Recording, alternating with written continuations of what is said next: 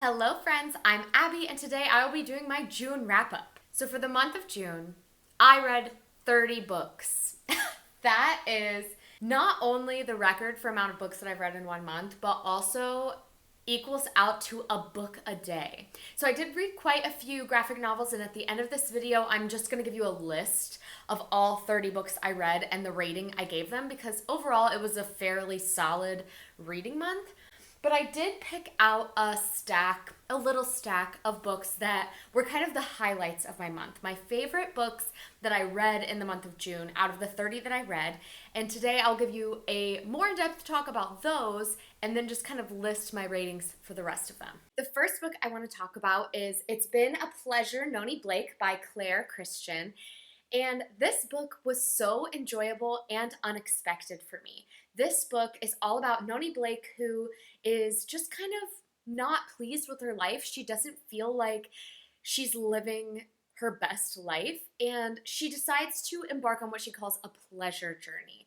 And on this journey, she is just going to travel around Europe and say yes to things, say no to things, only do things that bring her pleasure. And it gave me a very Marie Kondo vibe, like, does this spark joy? And if not, she wasn't doing it.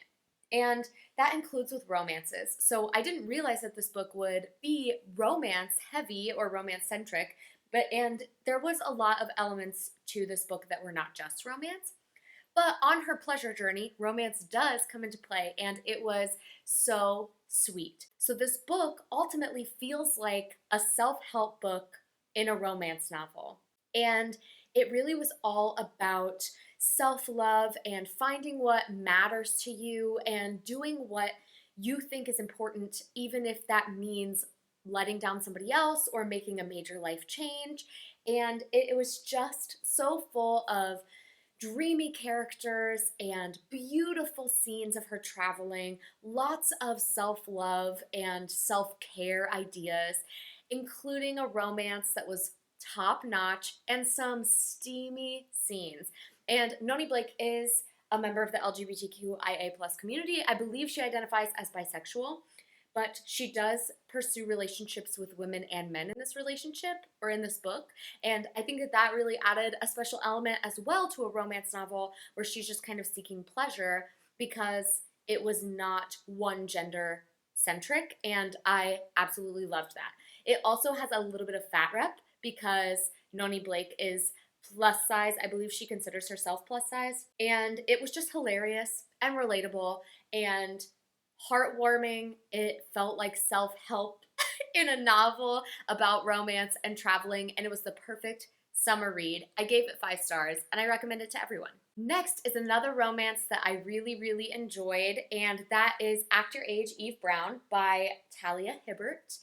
And this book, I didn't give 5 stars. I ended up giving it 4 stars, but I did truly enjoy it, and I highly recommend it because it has so many of my favorite elements in a romance novel. So this is the third and final book in the Brown sisters trilogy of romance novels. Chloe Brown is still my favorite, but Eve Brown just was something so special. This has a very classic, like, sunshine and grumpy trope where Eve is the sunshine and Jacob, the main love interest in this, is the grumpy. So, so great. And this book is all about Eve, who is 26 and just kind of feels like she's been letting her family down. Her parents tell her she has to get a job or they are going to cut off her trust fund. And so she goes out in this emotional state, tries to find a place that is hiring. She stumbles upon this bed and breakfast. And immediately upon leaving her interview for the bed and breakfast, she hits Jacob, the owner of the B&B, with her car. And it kind of turns into this caring situation where she is now running the bed and breakfast while Jacob is recovering. And throughout that process, she's kind of like auditioning to be the cook at this bed and breakfast. And it's really just, it's kind of like an enemies to lovers. It really is an enemies to lovers because they hate each other at the very beginning, but it slowly turns into this friendship, into this work relationship. They get to know each other, and in the end, they fall in love, and it was so beautiful.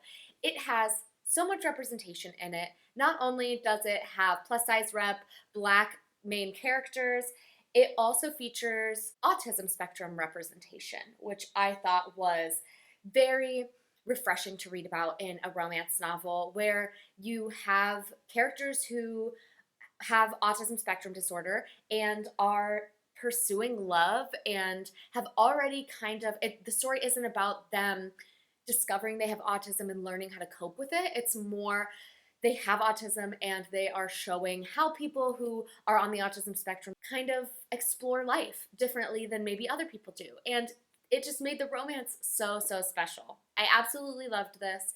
Jacob is one of my favorite literary characters ever. He's so funny and grumpy, and his character arc was peak.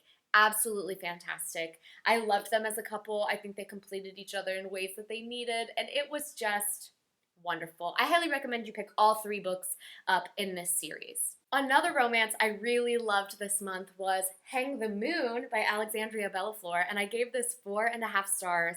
It is one of my new all-time favorite romance novels. This is all about Brendan, who is the brother of Darcy from Written in the Stars, which is the first book by Alexandria Bellafleur. And Brendan is so obsessed with love, and he runs this dating app where he helps people find true love, and he just hasn't found the right one. And his childhood friend, Annie, or his sister's childhood friend, Annie, comes into town unexpectedly for 2 weeks. She travels for her job, and she's in town for only 2 weeks, and Darcy is out of town for the first half of her trip to Seattle.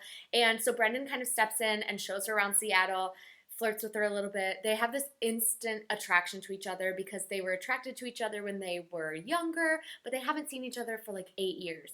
So the attraction just kind of picks right up where it left off. And they go on all these summer dates and fall in love. But the problem is that Annie has a job opportunity that she has already accepted in London, and she leaves at the end of these 2 weeks.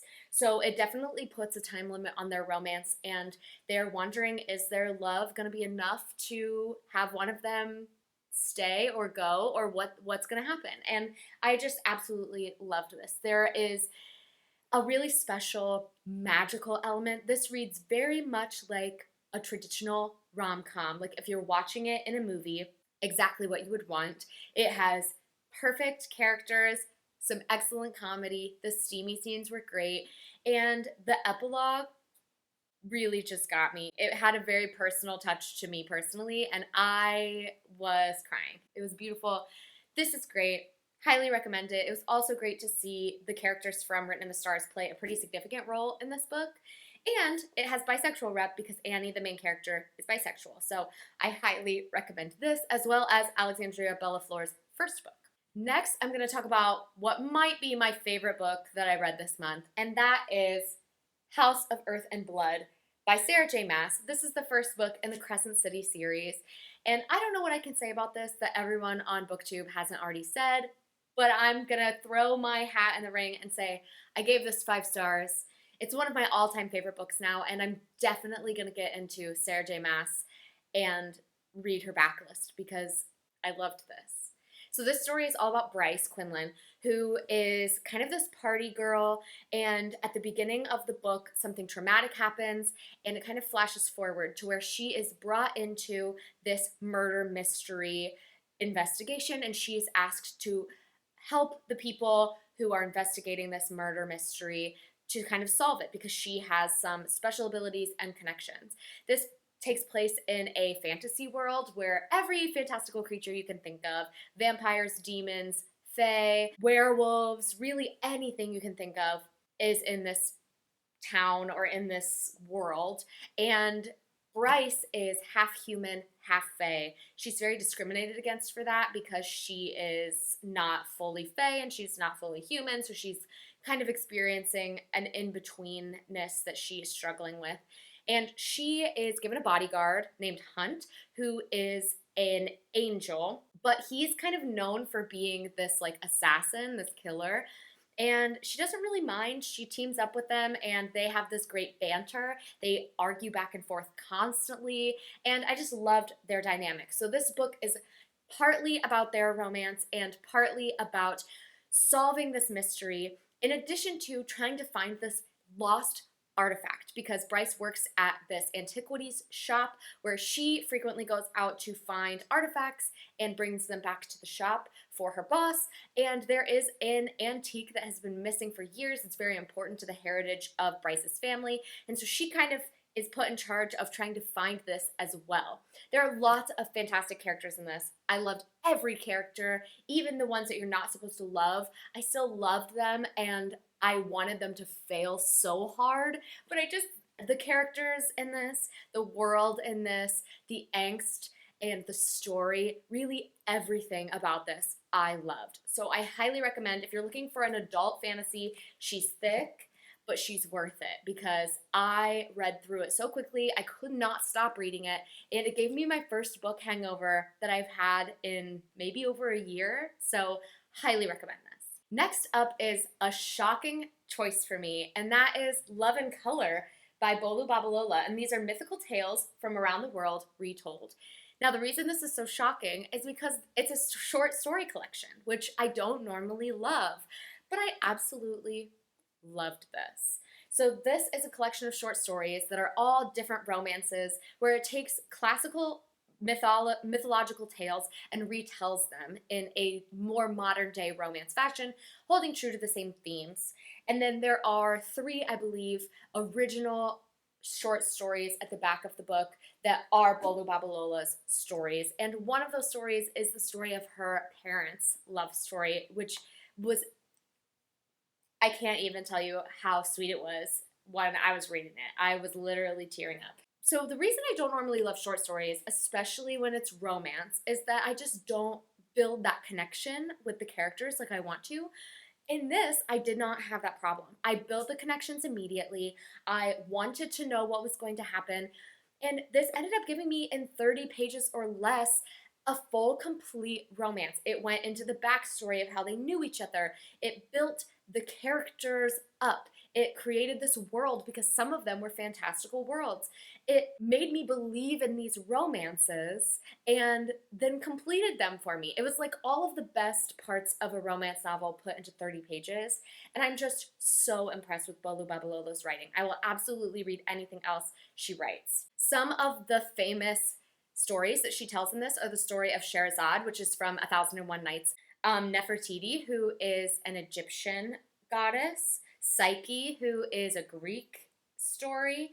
And then she has quite a few other ones she lists them in the back, ones that I was less familiar with, but definitely looked up after I finished this book because I needed to know the original stories.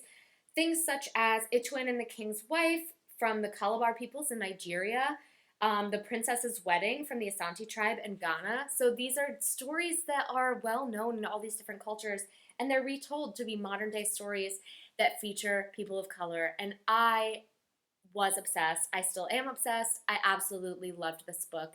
And if you love love, I recommend you pick it up. The next book was one that I was very uncertain about, and I'm so happy I picked it up because I was leaning towards kind of removing it from my TBR, and instead I picked it up and ended up loving it. And that is Never Look Back by Lilian Rivera. The reason I wasn't fully connected with this book is that I thought that it was going to be just a young adult contemporary. It is an Orpheus and Eurydice retelling, which I love Greek myth retellings, but I've been really steering away from young adult contemporary stories recently because they just haven't been doing it for me. I decided to pick this up, and it actually has a really cool fantasy element that I didn't realize existed. So this is obviously a Greek myth retelling featuring Orpheus and Eurydice, and they go by Phaeus and Eury, but their names are Orpheus and Eurydice in the story as well. And throughout this book, Eury is kind of dealing with this past trauma. She's been through a hurricane in her home country, and she comes to America to kind of get away from the demons that she's experiencing there. She has this constant presence and fear that she's really panicked about, and she thinks that coming to New York might give her a clean slate and help her escape some of those demons. She meets Phaeus. He instantly falls in love with her and wants to protect her from all these demons that she is struggling with, and he just really doesn't know how. But Phias has a gift of music and is hoping that that will kind of help connect him to Yuri and help her through this. And this book, like I said, takes a fantastical turn that I did not expect to love as much as I did. It just really blew me away, this world that was created by Lilian Rivera and how it transported me not only to New York City, where this book takes place, but to the islands and to dark, shady clubs and to really every atmosphere you could think of. And not only that, but it really emphasized the characters and it showed the story of Orpheus and Eurydice, which is a tragedy, in a completely different light. It's still very tragic in a lot of ways, but it definitely had a twist on it that I truly loved. So if you love Greek myth retellings, or if you're someone who, like me, was kind of shying away from young adult contemporaries because you just weren't feeling it anymore, I recommend you pick this up because I love both of these characters. I love the world that Lilian Rivera created, and I love the power of music that she put into this book and how music really shapes the lives of the characters and their relationships and the world itself. Highly recommend this. I think I gave it 4.5 stars, but it could easily be a 5-star looking back. Next up is another book I gave 4.5 stars, and that is Queenie by Candace Carty-Williams. Again, this is one that I didn't necessarily expect to love because it's straight literary fiction, and I just wasn't sure how I'd feel about it. But I'm so happy I picked it up. Queenie is all about Queenie, and she is a millennial. She's suffering from millennial ennui. She just really doesn't know what she wants to do. She doesn't have a career plan. She is kind of struggling in her romantic relationship and is now on her own and is just kind of exploring life as someone who is in her early 20s and is very lost. The thing that's really special about this book is not only does it have a great commentary on the political stance of the world right now. This book takes place in the UK, but it's easily applicable to America. And it has a great discussion about what happens when you're a millennial, when you're in your early 20s and just really struggling to find your place in the world. But it also features Queenie, who is such a unique character because unlike most stories where everything's going wrong and the character is just trying to find their way out of it and is working hard to make it through, Queenie's spiral of descent into madness is completely of her own making. It is all due to her choices, and her friends, her family, significant others, everyone around her is trying to help her out of it, and she is just not having it. And so I loved her as a character because I was rooting for her, and she just kept making choices that were so frustrating. But it was so refreshing to read about a character who didn't have it all together and was really just trying to find out what to do. Something else I loved about this book is that it has a great representation of mental health disorders, seeking therapy, the process of therapy, and how it has ups and downs, and how starting it can sometimes be the most terrifying part, especially when your family is very against it, because Queenie comes from a family that is super against therapy and talking to professionals about your problems. They believe problems should stay in the family, and Queenie needs that help and pursues it and shows kind of the tumultuous relationship that pursuing therapy can result in. And I absolutely loved this book. I think it was great. It was pretty short and very fast paced. A lot happened in Queenie's life, even though it kind of feels like not a lot is happening. I just can't recommend it highly enough. If you like literary fiction, I recommend you pick this up. Next is a book that, again, was a complete shock to me, and that is Song of the Forever Rains by E.J. Mello. I actually picked this book up for my free book from Amazon First Reads for the month, and I picked it not only because the synopsis sounded great, but because the cover was designed by Michaela Alcano, who is one of my absolute favorite cover designers, and I recognized her work immediately. So I thought, you know what? I'll pick it up. It is a fantasy romance. It is the beginning of a series, but it is kind of a series where each of the books is a standalone focusing on a different sister. So this could be read as a standalone if you wanted. And the first book focuses on the youngest sister of three, Larkira. And Larkira and her sisters all are part of the Musai, which is this group of magicians. They have magic, and their magic is different for each of them. So Larkira's magic is song magic, which is not necessarily always tied to music, but is oftentimes just her voice. Anytime she speaks or coughs or cries, it can cause something to happen. So she has always had to have intense control over herself and over her voice. So she doesn't really have a whole lot of power. She kind of has to restrain herself most of the time. But she ends up meeting this man, the Duke of Lachlan, and the Duke of Lachlan is being suspected of siphoning poison from the Thief Kingdom, which is where like all the magic in the realm or in the world takes place, is down in this magical world under the world called the Thief Kingdom. And the Duke of Lachlan is suspected of siphoning poison from the magical world and selling it as a drug. And so Larkira is sent on this mission to court the Duke to get information. She's kind of like this spy. She's trying to investigate him. And while on this investigation at this place with the Duke, she meets Darius McKenna, who is the Duke's stepson. And she doesn't know what to make of him. He's also kind of sneaking around and not necessarily who he says he is or doing what he says he's doing.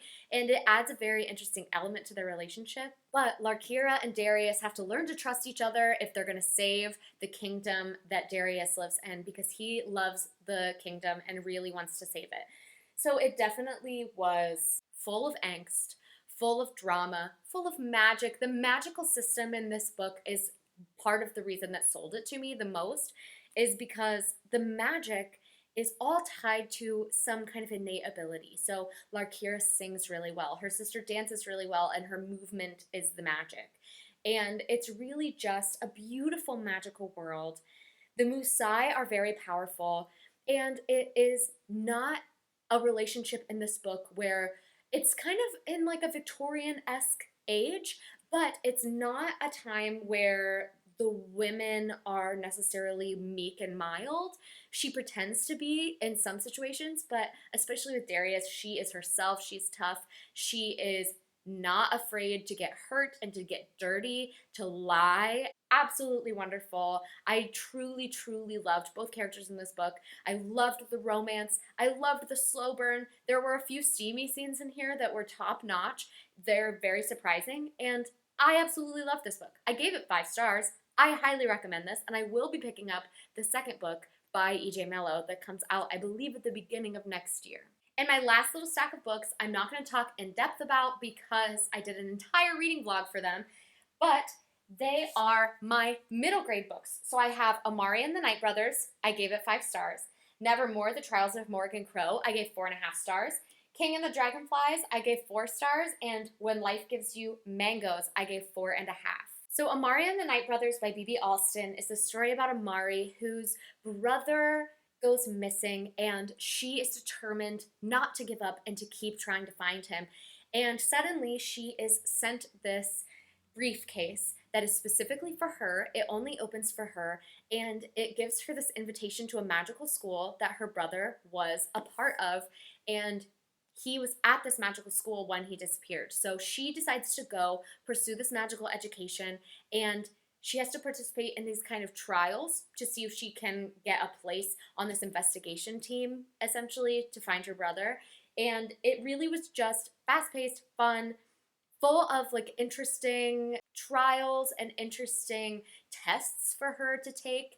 And it did add a really beautiful element of social justice and kind of the trials that a girl who is not from these elite magical families that she is facing in these trials and at the school. She's never heard of magic. She didn't know that it was real. And the other kids at the school have been growing up with magic their entire lives. So it definitely adds a very interesting element. But I loved this. Like I said, I gave it 5 stars. The characters and the world building were everything. So I highly recommend, if you're into middle grade fantasy, this is the one you should pick up. I also started the fantasy series Nevermoor, The Trials of Morgan Crow, which has a lot of similarities to Omari and the Night Brothers, but it has a few key differences. So this story is all about Morgan Crow, who is destined to die. She's cursed, and she's destined to die on her 11th birthday. And Jupiter North, this man who chooses her as his patron, shows up a few days before her birthday and says, I want you to come with me, and you won't have to die if you do. And so she decides to go join this kind of secret society. But in order to become part of the secret society and to save her own life, she has to pass trials. So that's what this book is all about. And I'm so excited to have started a wonderful middle grade fantasy series. When Life Gives You Lemons is all about Clara, and Clara lives on this island in Jamaica, and she has been through lots of storms, but last summer she was in a storm that she does not remember. Her memory from last summer is completely wiped, and this story is all about her kind of experiencing friendship troubles with her best friend. A new girl comes into town, and it's talking about her summer on this island, trying to recover these memories and figure out what it was that she can't remember. She knows she's missing something, but she doesn't know what it is. It was beautiful. The twist in this was shocking. I loved it. Pick it up. And King and the Dragonflies by Case and Calendar was another one that really blew me away with its messages and the seriousness in tone and seriousness in story for a middle grade book, because this book is all about King. And King's older brother dies unexpectedly and very tragically. And right before dying, King's brother overhears King talking with a friend about maybe being gay. And his brother makes some very negative comments about being gay and what it's like to be gay in the world, how he wouldn't want to be gay, would he? And King really internalizes that because he looks up to his big brother, and then his big brother dies suddenly. And King is dealing with all of the past things his brother has said to him, his current feelings, and what it means to be a young Black boy who might be gay in this community. It takes place in Louisiana, and it was just very moving and emotional. I definitely cried a little bit, and the characters are just fantastic. I highly recommend you pick this up. Anybody of any age could read it, and it has a couple moments of very beautiful, magical writing because King believes that his brother is now a dragonfly, and he goes and tries to find his brother as a dragonfly, and those moments are just so peaceful and yet filled with grief. I highly recommend this. And then the last book that I don't have with me, but I read it for that video in case you want to know, I also recommend that one. I gave it 4 stars, and it was Starfish by Lisa Phipps. And it was all about a young girl who is fat, and she's coming to terms with the fact that she is fat, and she's trying to love her body, and her mom really puts all this pressure on her to lose weight and to look differently, and she's coming to terms with herself and learning to love herself, and it's told in verse, which was really, really interesting. All right, as promised, I'm just going to read you my list of all the books I read, all 30, and tell you what I rated them. House of Earth and Blood by Sarah J. Maas, 5 stars. House of Hollow, I gave 3.5. Love and Color is 4.5. The Ones We're Meant to Find was 4.5. I also really, really loved that book this month. Namesake was 4 stars. The Babysitter was 3 stars. Blackbird is a comic series. I gave that 3 stars. Ariadne by Jennifer Saint, I gave 4 stars. Ways to Make Sunshine by Renee Watson is a children's chapter book that I read, and I gave it 3 stars. Take a Hint, Danny Brown, I gave 4 stars. Omari and the Night Brother, 5 stars. Queenie, 4.5 stars. Laura Dean Keeps Breaking Up With Me. It's a graphic novel. I gave 4 stars. When Life Gives You Mangoes, 4.5. King and the Dragonflies, 4 stars. What We Don't Talk About, another graphic novel. I gave 4 stars. Heartstopper Volume 4. I didn't talk about this. I gave it 5 stars. This is, first of all, I'm going to put it right here, my favorite cover of the Heartstopper series so far. And it adds a really beautiful element of mental health discussion and what it's like to deal with a significant other who has a mental health disorder. And it really had a beautiful and poignant view of young relationships and how you can't fix other people.